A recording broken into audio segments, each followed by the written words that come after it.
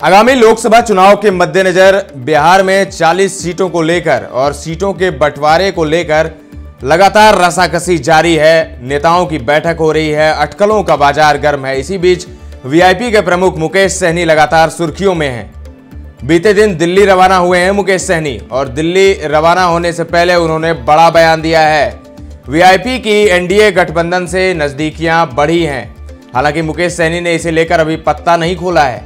उन्होंने रविवार को दिल्ली जाने के पूर्व पटना एयरपोर्ट पर मीडिया से बातचीत में कहा कि दिल्ली से ही सब कुछ होना है, इसीलिए दिल्ली जा रहे हैं। कुछ निजी कार्य भी है। सबसे पहले हम आपको वो बयान सुनाना चाहते हैं जो मुकेश सहनी ने दिल्ली जाने से पहले पटना एयरपोर्ट पर पत्रकारों को दिया है। दिल्ली देश की राजधानी है और दिल्ली आना जाना हमेशा लगा रहता है। कल भी दिल्ली थे, कुछ काम था, रात में पटना रहे, फिर आज दिल्ली जा रहे हैं। और आप सबको जानकारी है कि चुनाव का समय है और कभी भी आचार संहिता देश में लगने वाला है। तो ऐसी जगह पे पॉलिटिकल पार्टी है तो निश्चित तौर पे गठबंधन की राजनीति चल रही है, तो बहुत सारा बात विचार होता है, तो ये सब चीज़ रहता है। तो दिल्ली में जाने से आसान हो जाता है, सब काम दिल्ली से ही होना है, तो इसके लिए दिल्ली जा रहे हैं। और भी बहुत सारा निजी व्यक्तिगत बहुत सारा काम रहता है, उस सबको लेके जा रहे हैं। इसमें बहुत ज़्यादा ये सोचने की आवश्यकता नहीं है। बिहार में वीआईपी पार्टी निषाद समाज जो है एक स्पेशल भूमिका में है। आप सबको पता है कि हमारे पास एक अपना अच्छा ताकत है, जनाधार है। आपने देखा बोछा में हम जब चुनाव लड़े 30,000 वोट आया, कुरनी में लड़े तो 10,000 वोट आया, या सिमरी बख्तियारपुर में 25,000 वोट आया। जहां हम लड़ जाते हैं वहां दुश्मन को जिसको टारगेट कर देते उनको चुनाव हारना पड़ता है। तो ये हमारी पहचान है। तो निश्चित तौर पर जिनको ज़्यादा से ज़्यादा संख्या में जीतना है उनको वीआईपी पार्टी ज़रूरत है। और हमारी भी मांगे हैं, हमारी भी एजेंडा है कि भाई हम क्यों राजनीति कर रहे, किस लिए काम कर रहे। तो हमारी बात को जो सहमति देगा, हमारी बात को, हमारी मांग को जो मानेगा, निश्चित तौर पे हम लोग चाहेंगे कि देश में सरकार के साथ रहकर काम करे। हमारी मांग है कि निषाद समाज को जब बंगाल में या दिल्ली में आरक्षण है निषाद समाज को एससी का, तो बिहार या उत्तर प्रदेश झारखंड में क्यों नहीं है।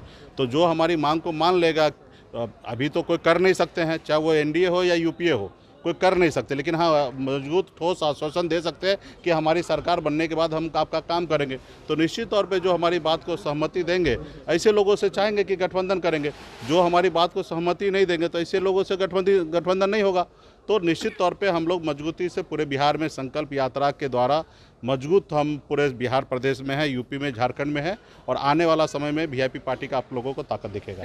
अमित शाह और जेपी नड्डा से मुलाकात भी होगी, दिल्ली जा रहे हैं ऐसे में। तो देखिए, जो हमारी बात को मानेगा उनसे हमारे गठबंधन होगा। और बात करने के लिए बहुत सारे नेता हैं, सब लोग चाहते हैं कि वीआईपी पार्टी आए। हम भी चाहते हैं कि देश में सिस्टम में आके काम करे, लेकिन उसके लिए हमारी जो एजेंडा है उसको अडॉप्ट करना पड़ेगा। हमारी मुख्य जो लड़ाई है कि निषाद को आरक्षण मिले, वो जो मानेंगे, स्वीकार करेगा, उनके साथ हमारी गठबंधन होगा। बहुत बहुत धन्यवाद। तो आपने सुना, मुकेश सहनी को तेवर दिखा रहे हैं, कह रहे हैं कि बिहार की राजनीति में वीआईपी और निषाद समाज विशेष भूमिका में है। हमारे पास अपना जनाधार है। बोचहा, कुढ़नी, सिमरी, बख्तियारपुर में हुए उपचुनाव का परिणाम इसका प्रमाण है। जिनको अधिक से अधिक सीटें जीतनी है उन्हें वीआईपी पार्टी की जरूरत है और हमारी भी अपनी मांग है।